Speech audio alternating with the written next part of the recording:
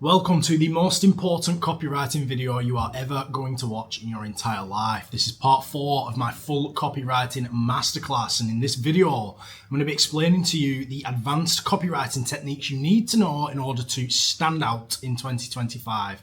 Not only that, these advanced copywriting techniques are going to bring results to your clients and therefore help you retain your clients after you get them, because the number one cause for failing copywriters in 2024 and 2025 is their lack of retention from their clients. What I mean by that is volume negates everything. Yeah, it does. The problem is you can send out a bunch of volume, finally get your client after 2 months of endless outreach, but then eventually that client will realize that you're shit at writing copy and you will lose that client and be back to square one. What happens then is you do not want to go back to square one and start outreaching for another 2 months only to get a client and then lose that client again. This is what is going to make you a successful copywriter. This is what is going to allow you to retain your clients after you get them, by bringing them results and writing good copy. So this is very, very, very important. So if you skip this one, it's your own problem. I haven't turned my mic on. Hello. Better. Right, I've got some good audio now. I'm not doing that intro again, I can't be bothered. So, lesson 1, let's talk about the 5 stages of awareness. So, understanding the basics is enough to get you your first client. Retaining that client after you close them, however, is a whole different kettle of fish. This course will teach you how to perform as a copywriter, bringing good results and retaining your clients so that you can continue to upscale after you close them. Not only that, you'll get referrals from your clients. They'll say, this guy's done good work. They'll tell their friends will hire you, then their friends will hire you, and then bang, bang, bang, bang, bang. When you do good work as a copywriter, you will get more work as a copywriter. That is what is going to make you successful. And understanding everything in this video is essential to actually making you a good copywriter and succeeding and starting to make 10 grand a month as a copywriter. So the 5 stages of awareness. You've got the first stage of awareness, which is unaware. These prospects are unaware of a problem, solution, or product. Second stage of awareness is problem aware. These prospects are aware of a problem they have, but they aren't yet looking for a solution. Solution aware. These prospects are aware of a problem and researching potential solutions to that problem. Product aware. These prospects are aware of your product as a potential solution to their problem. And most aware, these prospects have a high level of understanding about your product, its mechanisms, and its features, and its benefits. So let me break it down for you. Unaware prospects are people that have absolutely no idea what your brand is about. They've got no idea the product that you're trying to sell. They've got no idea that they have a problem. And they have no idea that your product solves a problem that they potentially have because they don't know they've got that problem. This accounts for 60% of the people that are going to be receiving your emails, which is why, as I've mentioned in previous lessons, brand copy is so important, because it makes people aware. It makes them aware that, yes, they do have a problem. So problem-aware prospects are aware of a problem, but they're not yet looking for a solution. These are people who, for example, fitness. Again, if you've not watched my previous videos or you don't know who I am, I've got beef with people who write emails for fitness and people that tell you to reach out to fitness influencers. Don't do it. I use them as examples because it's the easiest thing to think of off of the top of my head. So just use this as an example. Don't use it as fact. Take fitness for example. A problem-aware prospect in the fitness niche would be someone who is heavily overweight. Anyone that is heavily overweight knows that they've got a problem. They're overweight. Therefore, they are problem aware, but they're not yet looking for a solution. Solution aware prospects are prospects that are aware of a problem and researching potential solutions. These are guys that are engaging with the content that you are releasing on your email list, for example. So if you're releasing brand emails, highlighting brand attributes or creating value, giving people free information on how they can lose weight, they're researching these potential solutions because they're opening and reading your emails. They are interested in these potential solutions that could help them lose weight. And then you've got product aware prospects. These are guys who understand that your product is a potential solution to their problem. You can identify these guys by tracking their engagement with your emails. So if you're sending out brand attribute emails or free value emails, and these guys are engaging with those emails, not just opening them, engaging with them, as in clicking these emails, this is a strong indicator that these prospects are product aware. They're aware of your product and they're aware of what it does, and they're aware that it is a potential solution to their problem. What these guys are doing is, if they've not made a purchase yet, they are either not yet 100% convinced, which is why you will start hitting them with direct response, or they're researching other brands to see which one is the best potential fit for them. And then most aware, these are mainly people who are repeat buyers. So Rolex, we'll go back to Rolex, for example. Most aware prospects are people who have already purchased a Rolex before. So they know the brand, they know the product mechanisms, they know the features of the product, they understand its benefits. They are most aware because they've got one of your products. So the type of copy that you need to target unaware prospects with is something that simply makes them aware. This can be literally any brand email whatsoever. And as long as they open that brand email, they are now aware.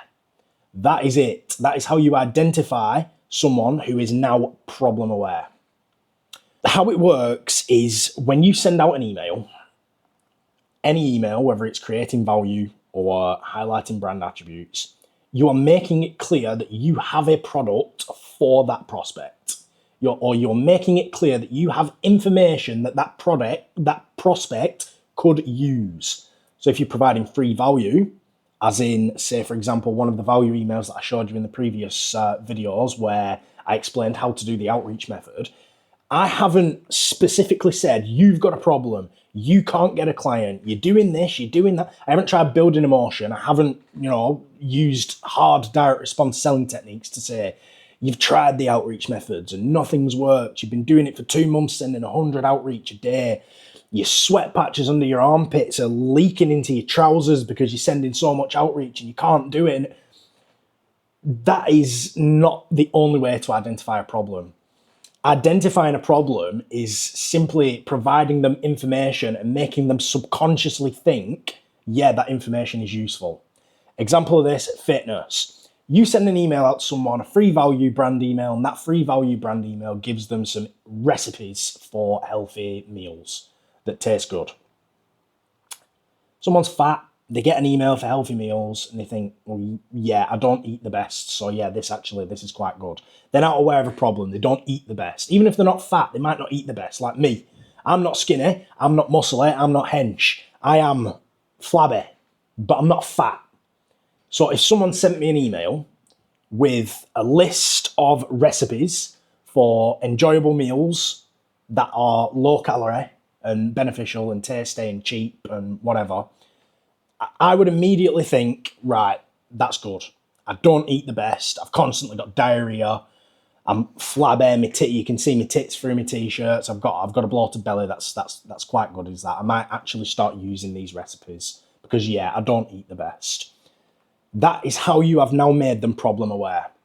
You don't need to fire in with direct response techniques to make someone aware of a problem.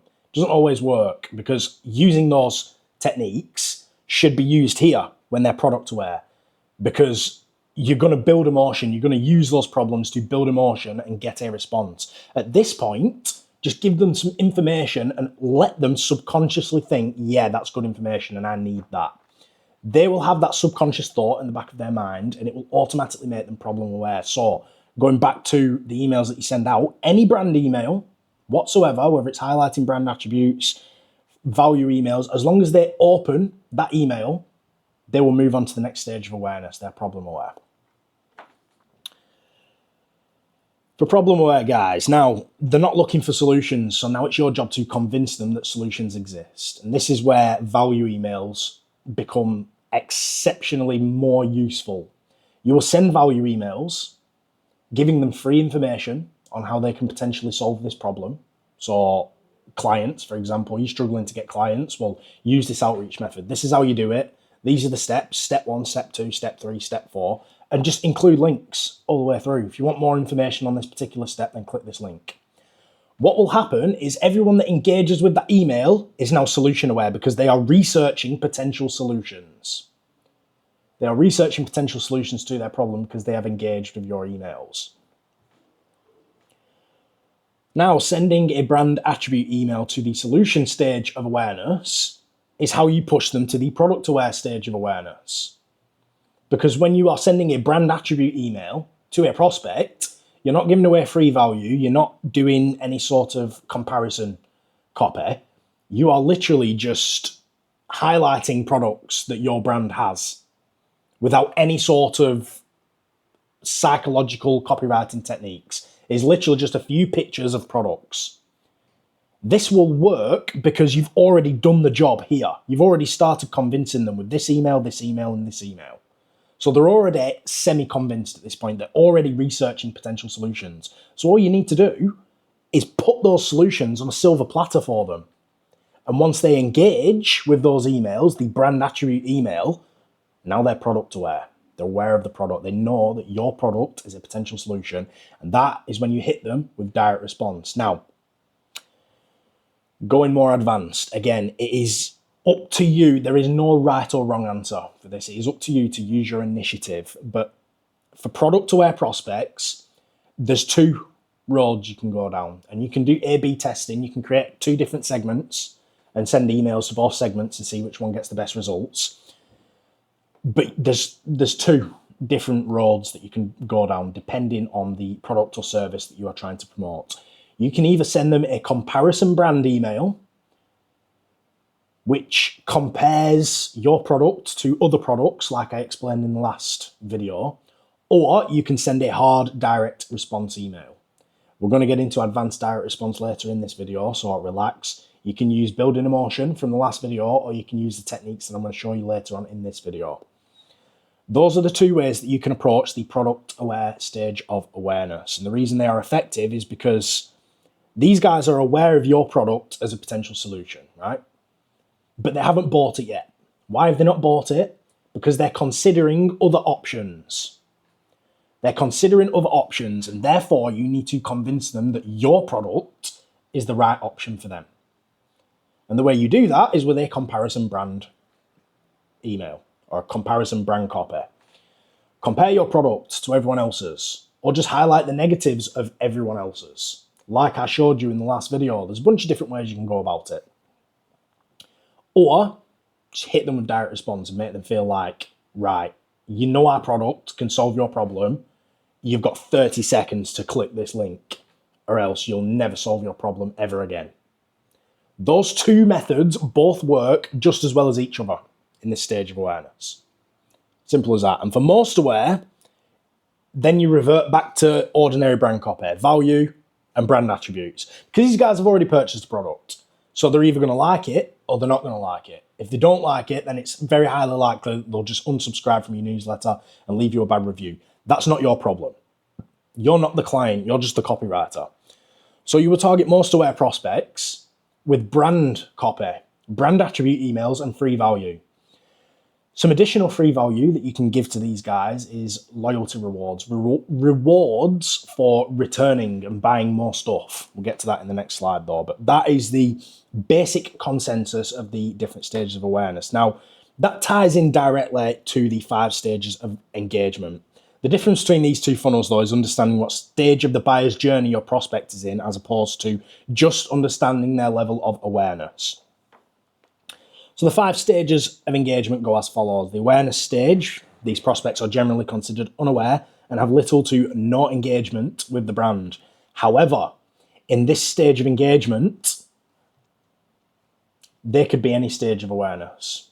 They could be most aware, they could be product aware, but they're still in the first stage of engagement. Now, there's ways to monitor this.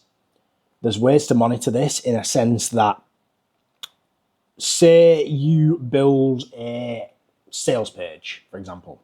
You can track metrics on a sales page to see how long someone has stayed on that page, right? Someone could read all the way to the bottom of your sales page, and I'll teach you basic sales techniques for sales pages later on in this video as well. But one of the techniques that you use in a sales page is, after absolutely every possible technique that you could have used in that sales page, if they still haven't clicked through, you give them a low commitment offer. And that low commitment offer could be something like signing up to a newsletter. So anyone that signs up to your newsletter via that unique link on your sales page is 100% product aware. But you can't track that through your email softwares because they haven't engaged with any of your emails. Okay? I hope that makes sense. So they are still in the first stage of engagement because they've only just signed up to the newsletter. They've only just signed up to the newsletter, but you can identify what stage of engagement they're in or what stage of awareness they're in based off of where they signed up from.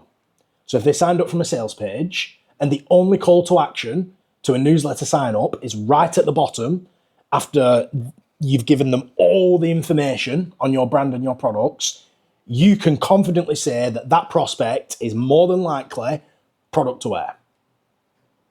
Because they're product aware, they're still in the first stage of awareness because they haven't engaged with anything. They might be aware, but they haven't engaged, so they're still in the first stage of engagement. I hope I've made that somewhat make sense. The second stage of engagement is the interest stage. So these prospects are considered problem aware and have engaged with the brand recently. You do all the same things that I just told you in the previous slide, but treat interest, consideration, conversion, and loyalty as problem, solution, product, and most. Exactly the same. If you need to go back and take notes, go back and take some notes. Interest stage is problem aware. If they're problem aware, give them links to solutions in value emails. So give them free value. Then give them links to more information to make them solution aware. They're getting more information. Consideration, now they're solution aware. They're researching solutions. Give them links to products or send them product emails. Once they engage with product emails, they're product aware. So they're in the conversion stage. They've entered the conversion stage of engagement because they've clicked through on a brand attribute email and visited a product page, maybe even a checkout page. You can also check those metrics as well for cart activity. Speak to your client about that. They'll tell you how to do it. I'm not going to explain it all here. I literally just ask my client about cart activity and they send me all the information over.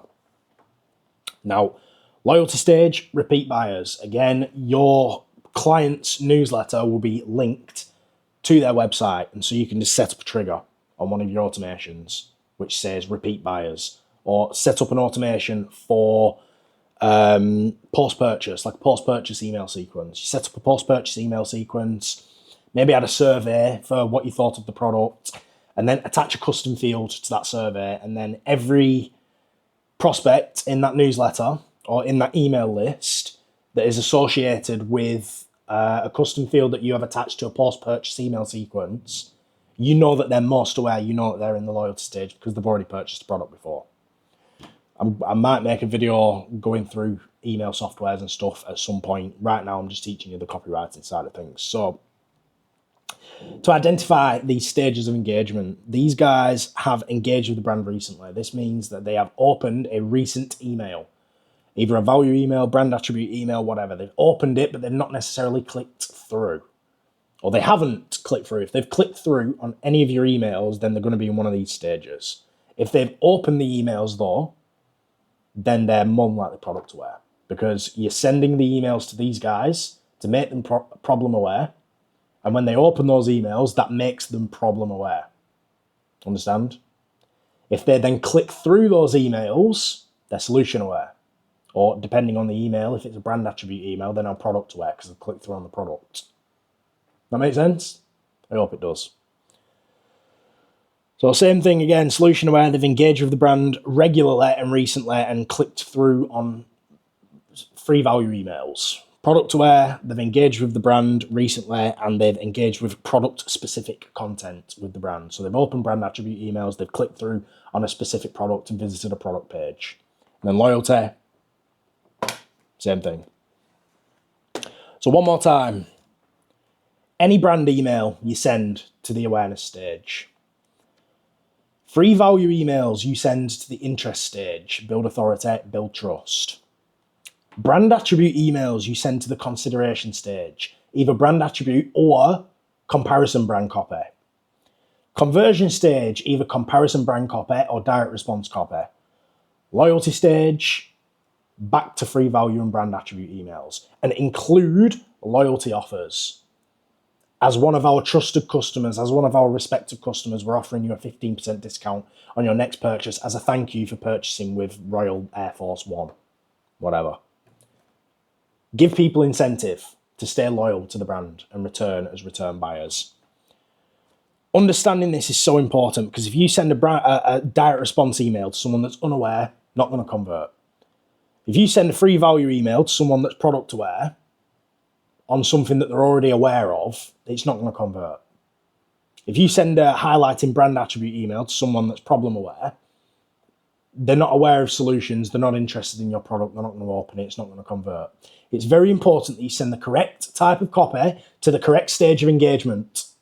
That way, you're going to get the highest engagements from your prospects, from your clients' prospects, the highest open rates, the highest click-through rates, and you're going to make them the most money. And therefore, when you're doing good work for your client, they're going to pay you more, they're going to refer you, you're going to get more clients, you're going to do good work for them, they're going to refer you, bish, bash, bosh, all of a sudden you're making 10 grand a month because you're a good copywriter. Important.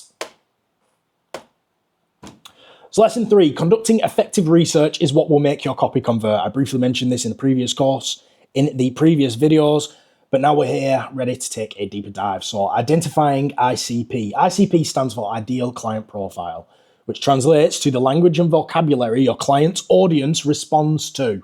You can identify your ICP by researching competitor content that has received a high level of engagement. Instagram, Facebook, TikTok, YouTube, whatever it is that your client does, research that niche, that brand on whatever social media and find something on any social media platform that's got a good response to it and a lot of engagement. And then just copy that. Copy the language that they use. This is very important. You're going to get clients that tell you, no, you're wrong, we don't speak like that. Now, if you identify your ideal client profile, and that ideal client profile is different to the brand voice that your client has been using, then you need to tell them that. You need to put your foot down and say, listen, I'm the expert. You have hired me to convert more sales for you. Don't tell me that what I am doing here is wrong because last time I checked, you hired me because you're doing it wrong. I am telling you, this is your ideal client profile and this is the language and vocabulary that your client's audience responds to, or this is the language and vocabulary that your audience responds best to. Let me use it. Let me prove it.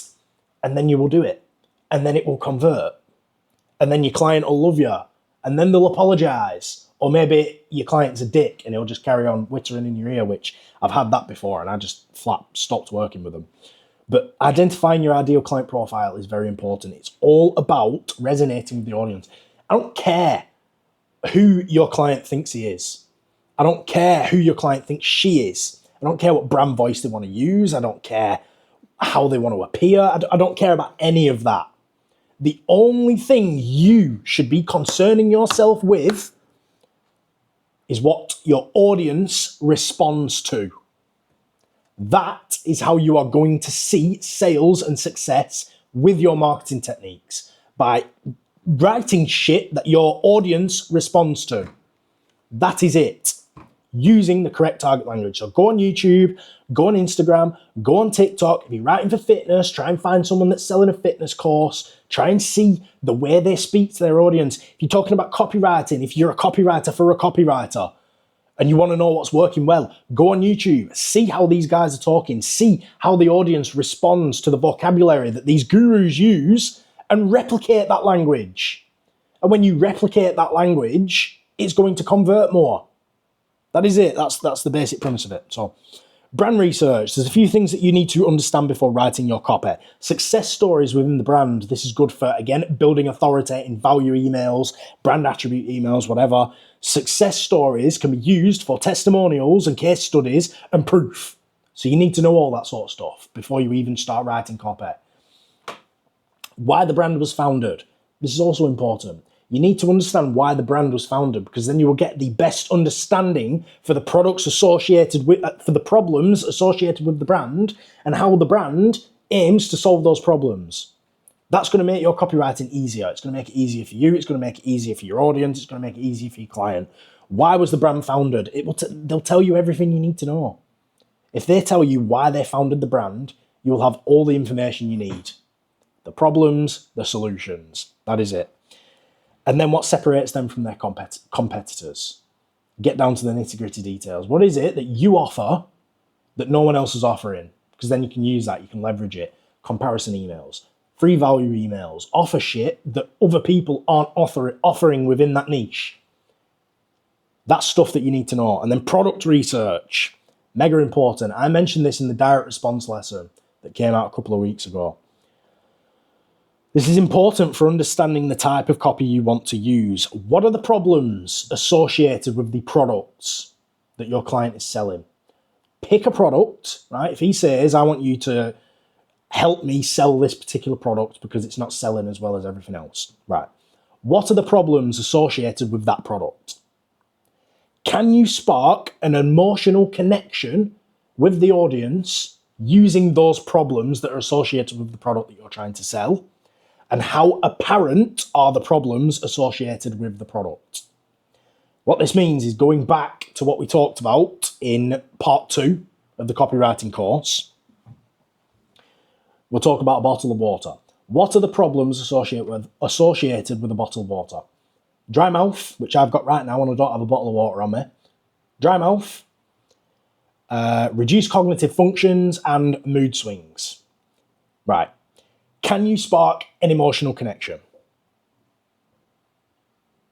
Yeah, probably could. Mood swings, lower cognitive functions, you're depressed, you're miserable, your wife's cheating on you, your kids don't like you. Emotional connection. Now, how apparent are the problems associated with the product? Right, how many people are going to be depressed? Probably quite a lot. And now there's one more that I need to add to there. Hang on. How apparent are the problems? And does the product solve the problem? Right, I'm just going to do that. So the final one is you need to ask yourself, does the product solve that problem? Let me try and explain as best I can. So, what are the problems? We're going to say reduced cognitive functions and mood swings.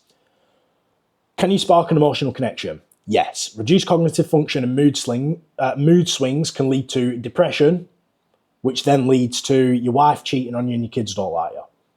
Emotional connection. How apparent are the problems associated with the product? If we're being specific on the product, not apparent. Because depression is not associated with a bottle of water.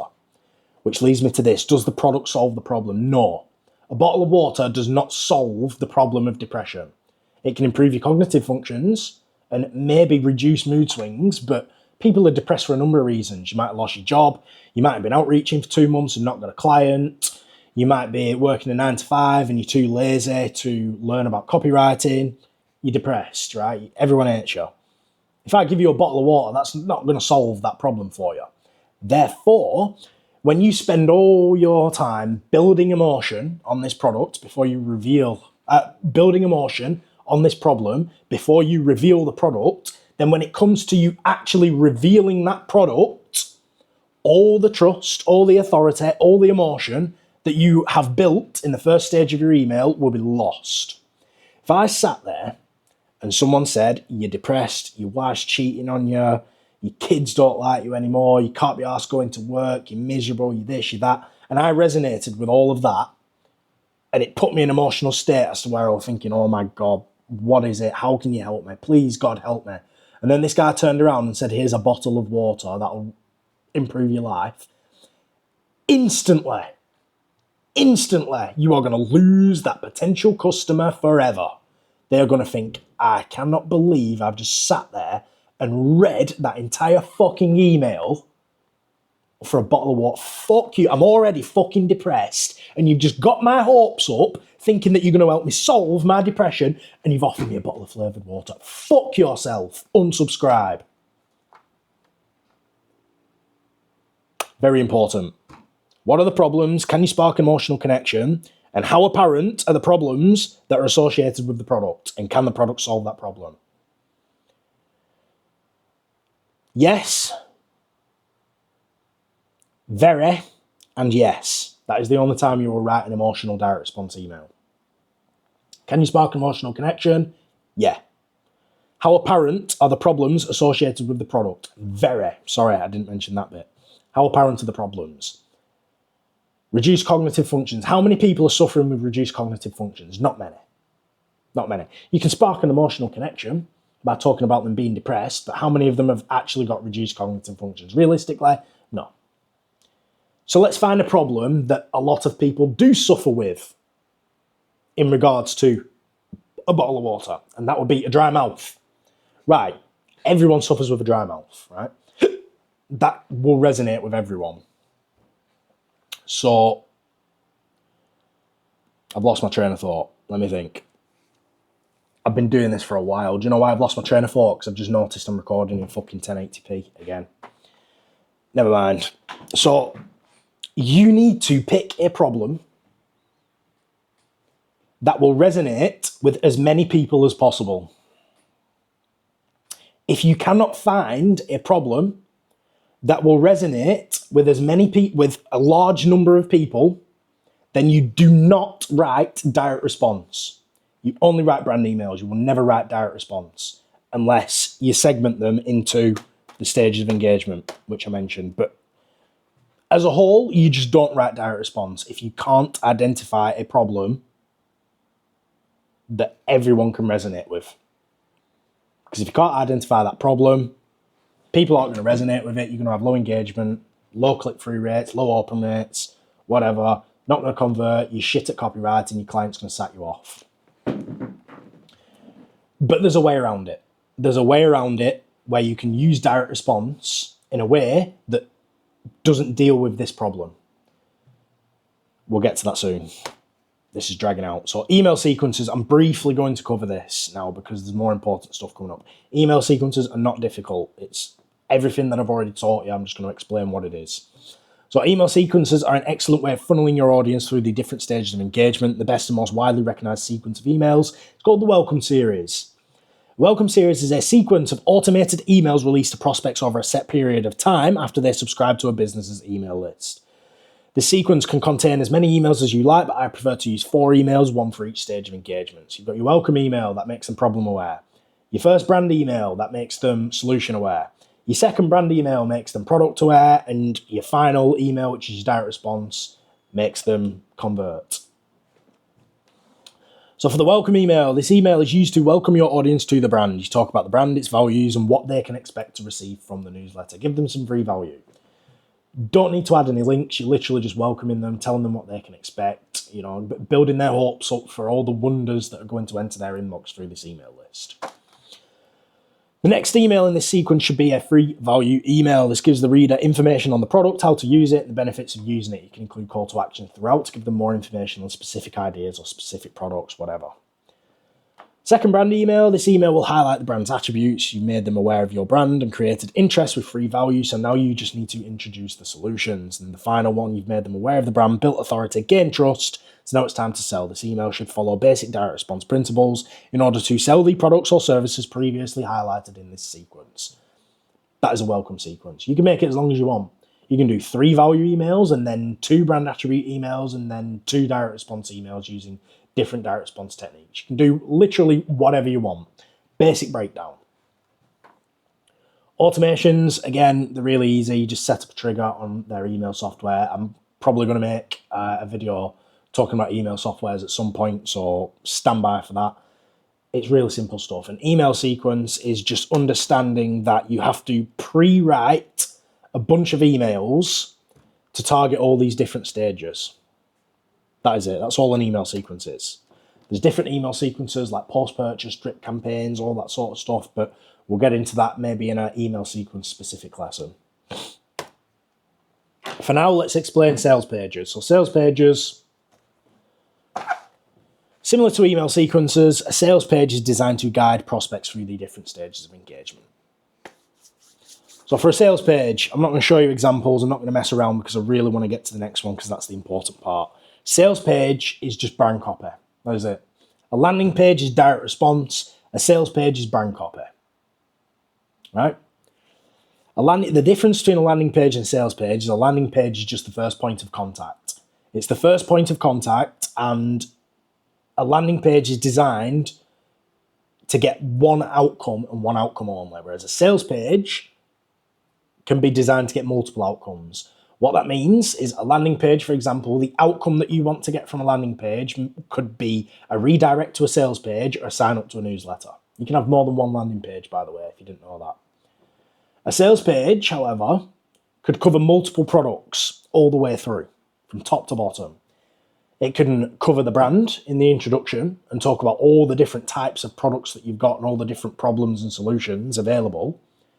And then what it will do is the sales page will then break down each product individually, and under each breakdown of each product could be a separate call to action taking them to the specific product that's just been broken down.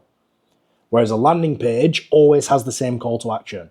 There might be multiple call to actions throughout the landing page, but they all lead to the same place. Sales page, each call to action could lead to a different place. That is the only difference. So again, I could make a whole lesson just on sales pages, and I'll probably save that for another time. For now, this is about making you good at writing copy as quickly as possible. You already know how to write brand copy. You already know how to write direct response. Therefore, you can write sales page. Just type in on Google sales page, and it'll show you what it looks like. It's just like a brand attribute email, but with more intense copywriting, highlighting brand attributes and benefits. So step one in writing an effective landing page is to hook the reader with an eye-catching headline that highlights the main benefit of the product. Describe the main benefits of your product or products and how they stand out against the competition. That is all you do. You hook the reader with a big headline.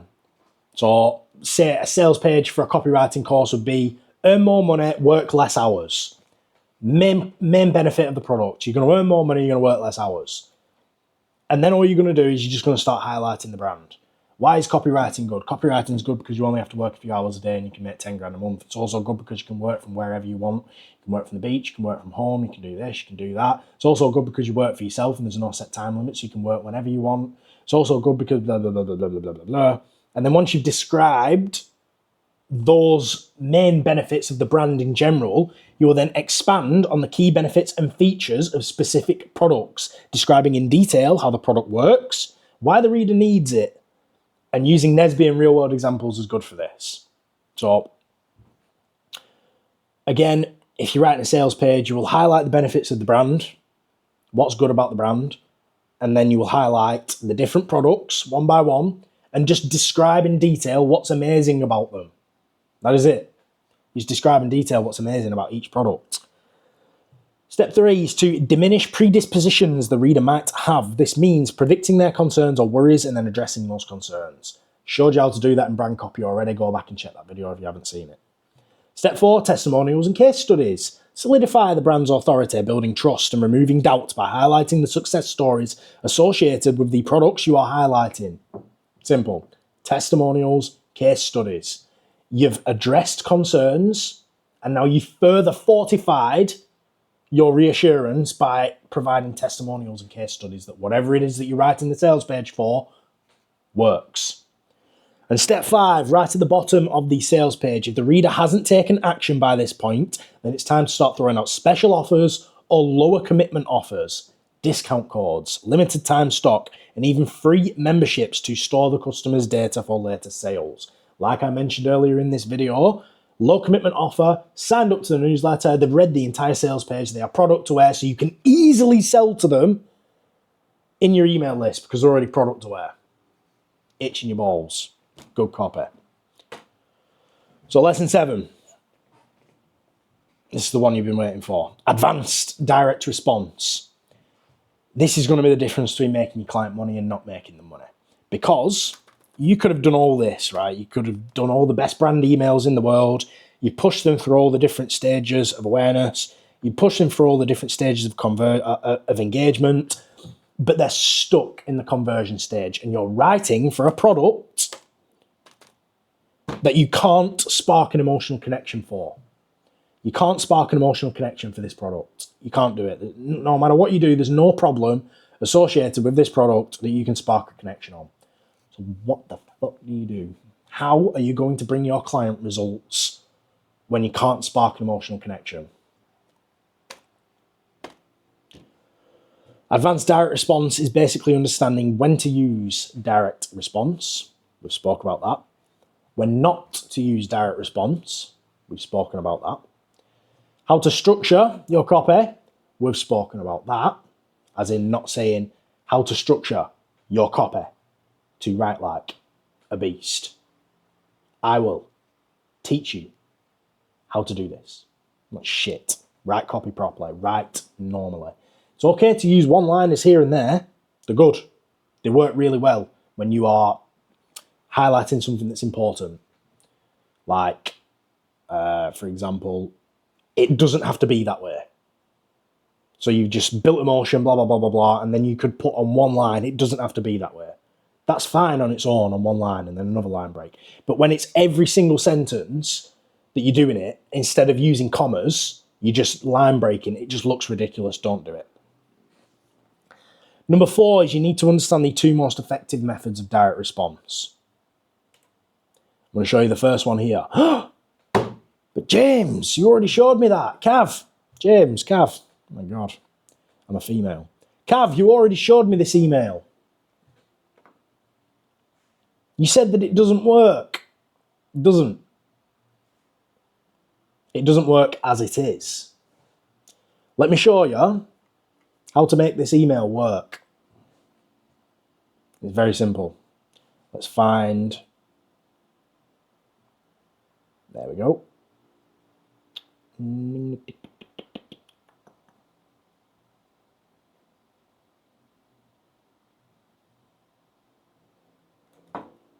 Delete.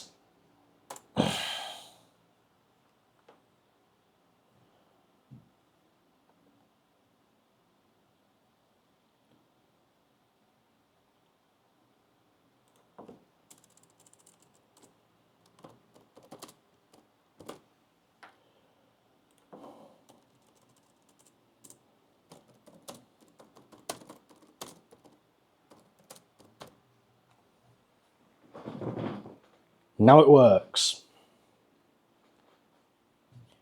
Let's try and read it out. You're not depressed, you just need one of these. Feeling like dog shit but don't know what's wrong with you? Maybe it's your annoying kids or your nagging wife, who knows? But one thing you may not have considered is that you might be the problem. I'm not here to belittle you, nor am I here to make you feel shitter than you already do. I just think I know exactly what's wrong in your life and what you can do to sort it out. You may be surprised to learn that there's a good chance your basic cognitive functions are fucked. That's not a guess, it's a statistical fact. I'm going to explain my reasons for thinking so soon. Small mistakes around the house can be a good indicator as to whether or not you fall under this category. You struggle to complete basic day-to-day tasks. You leave your dogs locked outside because you forgot to let them in. And you let your handbrake off, which has fucked your car's back end. These are just a few examples of the potential day-to-day fuck-ups your family has to deal with. Not only that, but I'd hazard a guess that you're feeling a regular influx of negative emotions. Constantly arguing with your girlfriend, can't be asked going to work, and your kids prefer their stepdad over you. Are you happy going about your day-to-day life feeling like shit and not functioning properly? Probably not. That's why we've got an answer for you. You can fix all your fuck-ups with just the click of a button. You don't have to be miserable forever. This link will expire on... It's the 15th today, so... This link will expire on the 16th, so find out now or watch your life continue to spiral out of control. What you have done here is you have built intrigue. You have created intrigue. You have highlighted a problem and built intrigue within that problem. As I mentioned before, when you build emotion within the reader, if you then reveal the product as a solution to whatever it is that you've built the emotion on, and that product is not actually a good solution to whatever it is you've built emotion on, the copy won't convert. So if you can't find a way to build emotion, enough emotion that convinces people that this product that you are writing for is going to solve that problem, then what do? Just don't reveal the product. Get them to click the link, and your job is done. If they click the link and then don't buy, don't worry about it. You've done your job. They've clicked the link, you've built the emotion, you've got your response, direct response, that is the point. You are getting a response. You've got your response, so whatever happens after, not your problem. You can show your engagement metrics to your client, to your boss, whatever, and say, not my problem. Why have your sales not increased? Because I'm telling you now, your open rates have increased. Not only have your open rates increased, but your click-through rates have increased. So, so I must be doing something right. So don't blame me that you're not getting any more sales. Maybe it's the copy on your website that's not converting. I'll tell you what, I write copy for pages, product descriptions and product pages. It's only $1,000. Pay me, I'll do that, and then you'll start getting more sales. Oh, okay. And then they'll just pay you another $1,000. Bang, more money. You've done your job. Build intrigue. Don't tell them what it is. That is how you make this type of email work, by just not telling them what it is. Get them to click the link to find out. That is it. But Cav, you said there's two most effective methods of direct response. And the second one is learning how to mask your sales techniques by mixing brand and direct response together, creating the best and most powerful direct response email that is specifically designed to target people who are in the highest stage of engagement or awareness. I'm going to prove to you how effective it is. How many of you recognize that? A lot of you might do. The first video I ever posted on YouTube got no views, none. 0. Because YouTube's algorithm does not help new YouTubers at all. It actually hates new YouTubers. The average views that you will get on your first ever YouTube video, organic views, is less than 10. And not only that, that's the amount of views that you'll get on your first 30 videos. Less than 10. So I was like, shit, I've got a problem. No views on this video. What do? Copywriting. Oh my God, I'm a copywriter. I can get responses from people and get them to click links. It's literally what I do. So I posted this. How many of you, and I'm guaranteeing a lot of you, because I'm still in the prepubescent stages of this YouTube channel, so the majority of you watching this now will have come here from this. Because guess what? This piece of copy generated over 1,000 clicks from, I think, 10,000 impressions. That's a 10% click-through rate. It was live for about 6 hours before I got banned off Reddit and this got taken down. This post was live for 6 hours. It got 10,000 impressions on the copywriting subreddit and 1,000 clicks. 10% click-through rate. That is astronomically good. It might not sound good, but the average business owner gets less than 1% click-through rates on their emails. Me, when I do it, when I'm writing for clients, I get between 5 and 10%. This got 10%. That is a good click-through rate. Do you know why? Because everything I have taught you so far in this 6-part series, so far, I used every technique I've ever known to write the most simple piece of copy you have ever seen. But this simple piece of copy in front of you is the most effective copy for what I was trying to accomplish. And I'm going to explain why. Fastest way to get a client. I've been using a different outreach method for 2 months and it's popped off like crazy. I'm releasing it here because I've just signed a deal with an SEO agency, so I'm getting incoming clients now. No need for outreach anymore. It's really simple and I'm surprised no one else has figured this out. Target ads on social media that have been published by businesses or agencies who offer the same services as you. Most of these ads will have a plethora of comments from business owners expressing interest in the advertised service. Since you offer the same service, just go through the comment section of each ad of each ad you find and send a personalized message to all the prospects. Since they're already interested in your service, it saves a ton of time because you don't have to sit there sending free value trying to convince a random influencer to pay you. It also converts a ton more since these prospects are already willing to put their hands in their pockets for your offered service. I made a quick YouTube video explaining it better, how to find the ads, what to say, etc. Check it out if you're interested. Hope this helped. Good luck on your copywriting journeys. Let me break down this very simple piece of copy for you all and explain why it is the most powerful copy ever written for what I was trying to accomplish. That's very important. What I was trying to accomplish. This is direct response copy. I wanted an immediate response on this link. Now you might be thinking, how is that direct response? You've not built emotion, you've not done this, you've not done that. Let me explain. And everything that I have taught you throughout all 4 of these videos that you've watched up to this point will all start making sense. Fastest way to get a client. Identify a problem. Everyone wants a client as quick as possible. I've been using a different outreach method for 2 months and it's popped off like crazy. New. Different outreach method. I could have said new, I chose the word different instead. But it still hits the same emotion for the 4 big emotions. New. Popped off like crazy. Big. I'm releasing it here because I've just signed a deal with an SEO agency, so I'm getting incoming clients. No need for outreach. Addressing predispositions. If it's so good, then why are you telling us all for free? Why are you telling us all this outreach method for free? You must be trying to sell us a course. You must be, yeah. No, I just don't need it anymore because I get clients from my SEO agency. So I don't need this outreach method anymore, so I'm just giving it you all. Address predispositions. Trust has been built immediately. It's really simple. I'm surprised no one else has figured it out. Easy. New, big, easy. Simple. Target ads on social media that have been published by business, blah, blah, blah. Most of these ads will have a plethora of comments from business owners expressing interest in the advertised service. And since you offer the same service, just go through the comment section and send a personalized message to all the prospects. Brand copy.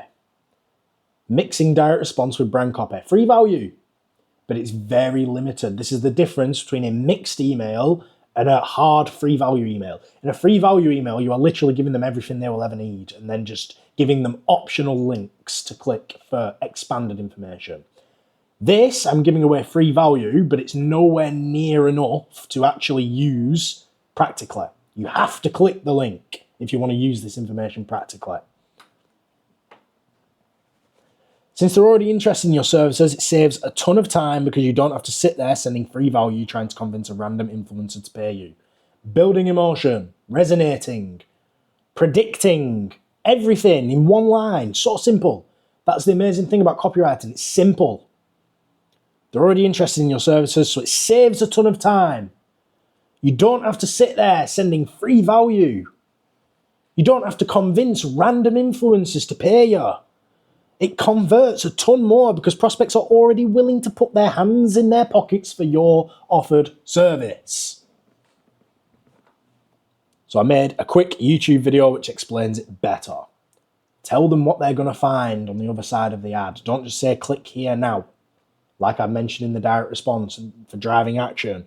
Explain what they're going to get by clicking, how to find the ads, and what to say. Brief, not too much, brief. And then there's the link. Hope this helps and good luck on your copywriting journeys.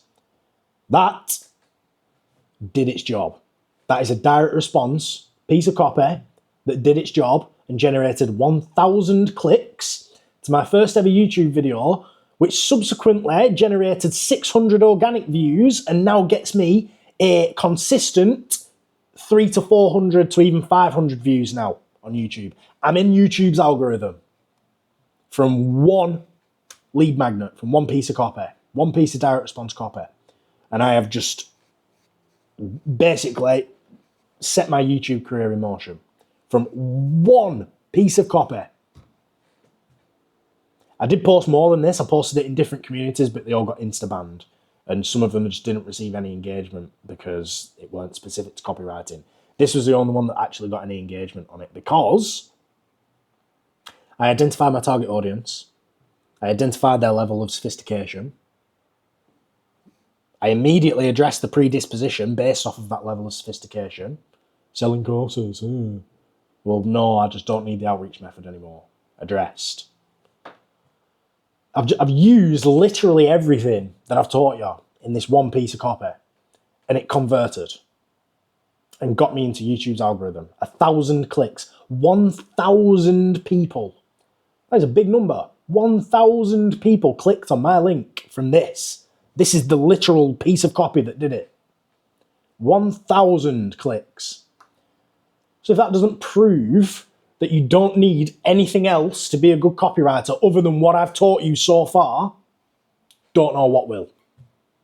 Because that is the best piece of copy for my desired outcome. Couldn't have written it better.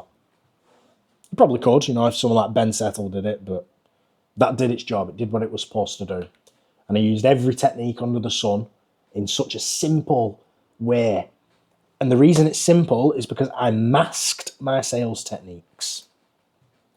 I hid away the fact that this was a direct response piece of copy because it doesn't appear to be a direct response piece of copy, but it were. And it worked. In the next video, I'll teach you the most difficult and advanced variation of copywriting, SEO copywriting. This form of copy is in the most demand in this industry and will open doors to a limitless number of possibilities for you. If you found this video helpful, then always check the description and show me some support. Next video, we're going to be doing SEO. I'm going to say something now which is going to turn a few heads. AI is more than likely going to take over copywriting in the next 3 years, I think, personally. My opinion. 3 years, maybe 4. Everyone else that's teaching copywriting on YouTube are telling you that AI is not going to take over copywriting. It's not going to take over copywriting. It will never take over copywriting. They're telling you that because they want you to buy their course. They want you to buy their course and they know you're not going to buy it if you think AI is going to take over. I am here to tell you that AI is going to take over copywriting in the next 3 years, I think. However, it's only going to take over conversion copywriting. Conversion copywriting basically meaning direct response. So brand copy is still there. You can still write effective brand copy. I don't think AI is going to take over that. And SEO copywriting, how do I explain this as simply as possible? You can research this as well if you don't believe me. This isn't a sales pitch. This is me just telling you the truth. Research it. Google's algorithm, it knows what AI is and it doesn't like it. If you want to tank a website within 2 weeks, start using AI. And that website will stop ranking immediately. Google will flag it as a spam website. It will never rank again. You will tank your website and your entire business will get run to the ground if you use AI, because Google's algorithm is very clever. So SEO copywriting is the only thing that's not going to get taken over by AI because it's spam. And Google knows it's spam. It's AI, it's low quality content. You need human content to write effective SEO copy. So with that being said, it is important to learn how to be a copywriter because you need to know it. If you're going to be a copywriter for a business, you have to understand everything that I've taught you so far. Even the direct response stuff, all of it, you need to understand it. You need to understand it because even if AI takes over, you have to understand what to tell AI to do. Because if you miss any details out, then AI will still be shit at writing copy. So you need to understand that. At the very least, you could be a prompt writer in 3-4 years for direct response. However, if you really want to get into copywriting and you want lifetime security from copywriting and not just 3 quick years and 3, 4, 500 grand in the next 3 years, if you actually want a lifetime successful career from copywriting, learn SEO. because AI is not going to take over that. And I'm telling you now, once AI takes over everything, all the copywriters in the world, all the conversion copywriters, all the direct response copywriters and the email marketers, they're all going to be lost. They're all going to be squabbling around like ducks. Don't know what to do. So what they're going to do, they're going to learn SEO, because it's going to be in demand. And before you know it, everyone's going to be doing SEO. So if I were you, I'd start learning it right now. Right now. I'm going to teach you how to do it in the next video, so I'll see you there. Peace.